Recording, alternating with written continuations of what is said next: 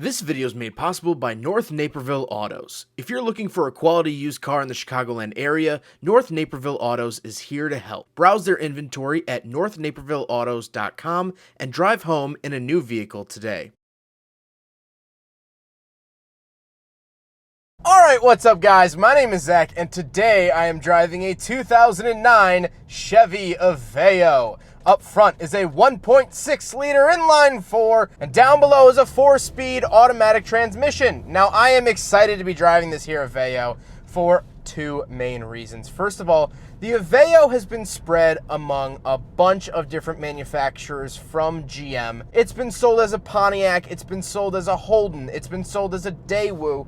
It's been sold as the Suzuki Swift Plus, and it's even been sold as a Zaz in the Ukraine and a Ravon in Uzbekistan. So this is one of GM's very global cars. This has spread to almost every corner of the world under one name or another, which it's always exciting to drive something so globally known. But the other reason I'm excited to drive this is the further and further away we get from 2008. The huge recession here in America, the better perspective we get on it. And so this is a recession era car, and we'll talk about that in the final thoughts segment towards the end. But let's get back to that 1.6 liter inline 4. I'll put the horsepower and torque up on the screen. It's a tiny little engine. It sips on gas. I'll also put the fuel economy up on the screen. This is a basic car. This car is so basic that even the floor mats were an option. I'm genuinely surprised it even has air conditioning.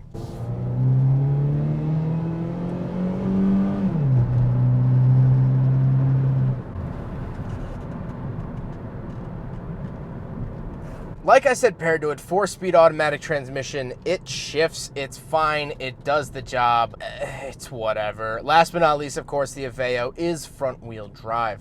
Now let's talk about the interior. We don't have much to go through in here, but we'll do it anyway. In front of me, I have 4 main gauges. On the left is my tachometer. In the center, I get my coolant temperature and fuel. And on the right is my speedometer. Now, I love the fact that it gets a tachometer. Some base model cars, some cheap cars don't come with a tachometer. I'm glad I still get that. And the gauges are nice and easy to read. At a quick glance, I know exactly what I'm doing, and I can get on my merry way. On the steering wheel, I don't have any buttons besides the horn buttons.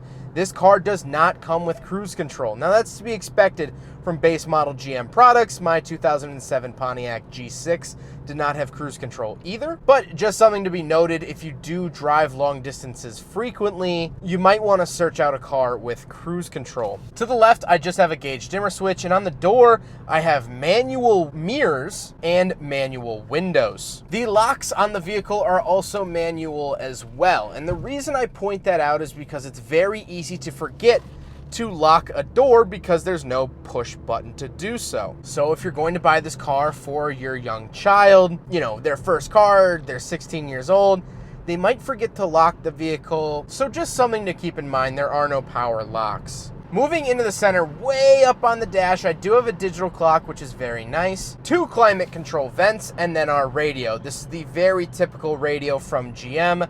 I've driven a bunch of different vehicles with it, and I've always liked the big power button in the middle. Very easy to use and very easy to see. Has great tactile feedback. I love that. Then we have the climate controls, again, very basic here. Temperature on the left, fan speed in the middle, and where to send it on the right, as well as I do get defroster, recirculating, and AC down at the bottom of the fan speed. Then we do have an ashtray of all things, sort of interesting, a 12-volt outlet to the right, and then a cup holder that pulls out. So we will do a big friggin' bottle test here in the Aveo, and I didn't expect it to pass. I mean, these things are small, they're flimsy, they'll hold a drink, but they're not gonna be happy about it, and they definitely won't hold the big friggin' bottle. So, a couple of thank yous to the people who made this video possible. First of all, we have Cash for Cars. Cash for Cars wants to buy your car. Whether it's running, non-running, has a good title, salvage title, whatever it is, you can get a free quote from Cash for Cars, and they will pick up your vehicle in less than 24 hours. Our next sponsor is Fixed. Fixed is a Bluetooth OBD2 sensor that plugs directly into your car and pairs to your smartphone. The app allows you to monitor your vehicle's health. It gives you a forecast of issues that might come up and helps you schedule maintenance and find new parts. Our final sponsor is Conplates. Conplates is a suction cup license plate mount for the front of your vehicle if you don't want to drill one into your bumper. All three of our fantastic sponsors can be found in the description below, as well as videos explaining them further if you'd like more information, but let's get on with the review. Then we come down to the center console, little cubby at the bottom, and the shifter. The shifter has definitely seen better days. And what's interesting is that I do actually have a hold button in this car. Very, very interesting here that I can actually tell it to hold a gear manually. Now, a lot of cars have plus minus or things like that, but this just has an electronic button that tells you to hold it. Very, very interesting. Then I have a physical parking brake, and I do have a rear cup holder, although it also does not hold the big friggin' bottle. The seats are decently comfortable, not bad for an economy car. However, these are seat covers over the seats, so the seats aren't actually designed like a 1990s motorcycle jacket. But for an economy basic car, I'm honestly not too mad at it. They'll be fine. They'll get you where you need to go. Just don't expect them to massage you or read you your fortune. But speaking of seats, we do have back seats. So let's go do a back seat review. All right, so we're in the back of the 2009 Chevy Aveo. Not a whole lot of room back here. However, I am an adult and I'm sitting back here quite fine. GM is really, really good about, even in their economy cars, they give the back seats pretty good space. That can't be said about Hondas and Mazdas and Toyotas and things like that. Is that even though this is an economy car, a tiny little car, I'm actually not that squished back here. I could definitely make this work. Headroom is okay as well. Of course, manual windows. I don't get any amenities back here. I don't even get a center armrest or cup holder. I guess the cup holder on the back of the center console is for me, but again, nothing really too crazy or interesting back here. However, if you have young kids or, for a college car, going to Dairy Queen on Friday, whatever it is, this will definitely work. If you have a full family, I would say probably try to pick something larger. However, this can definitely be dealt with, and I'm really happy with the back seat space back here. Let's go take a quick look at the trunk. All right, so we're on the back of the Aveo LT. Just get a quick little pop here.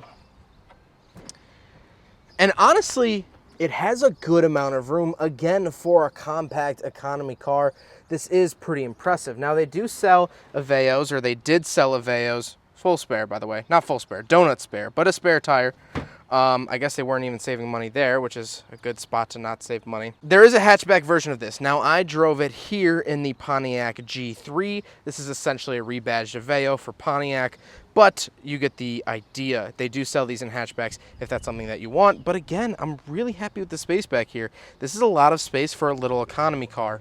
Love that. I love how GM never compromised on rear space. Now we got to talk about the looks. And I think the reason why I slightly like the look of the Aveo is because of this era of cars I find so fascinating. 2008 was a huge market crash here in America. It was the Great Recession, where the housing market crashed and that took pretty much our whole economy with it. If you really want a good insight as to what happened, the film The Big Short with Steve Carell and Ryan Gosling is actually very, very good at explaining what the heck happened if you're not from the US, or even if you are from the US, you want more info, check out The Big Short. I just watched it recently. But that's my talking point I want to get out with the Aveo. First of all, if you're looking to buy this car, it's cheap, affordable transportation. It has no luxuries, no amenities to it, but it is cheap and reliable. It'll get you where you need to go, and they are very inexpensive. This one here is about $4,000. With 118,000 miles on it, this thing still has a whole nother life to go, which is reassuring. So if you just are looking to buy this car,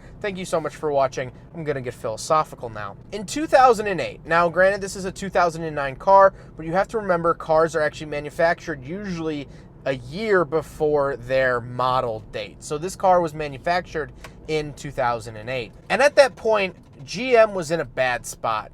GM was in a real bad spot. They had no money. They ran out of money, and so they went to the government and said, hey, we need money. And the government said, okay, we'll give you the money, but you have to cut out half of your manufacturers. And GM said, okay, we'll do it. So they cut out Pontiac, they cut out Hummer, They cut out Saab, and of course made other adjustments worldwide. GM was broke. They needed the government's help in order to allow everyone there to at least keep their jobs and keep America from losing thousands and thousands of people from the workforce. And in turn, we got cars like this. Bland, boring, bubbly, plastic everywhere. Plastic is easy to mold, easy to get, easy to design. It doesn't have a striking front end. It doesn't have a striking profile, because designing a striking profile would have required money. It seems as though the Aveo was at least styled by an intern. Everything in here is light, not out of sportiness for a lightweight chassis. It's light because they didn't put stuff in the middle of things. Everything's hollow. Everything is cheap. Listen. Plastic everywhere. And what you also have to understand is that in 2008, the government was cracking down on emissions as well. We have to go green. We only get one planet. So they had to give this car a tiny 1.6 liter. Everything about this car is cheap and light and disposable. We just needed to get through those few years, and now we're doing okay.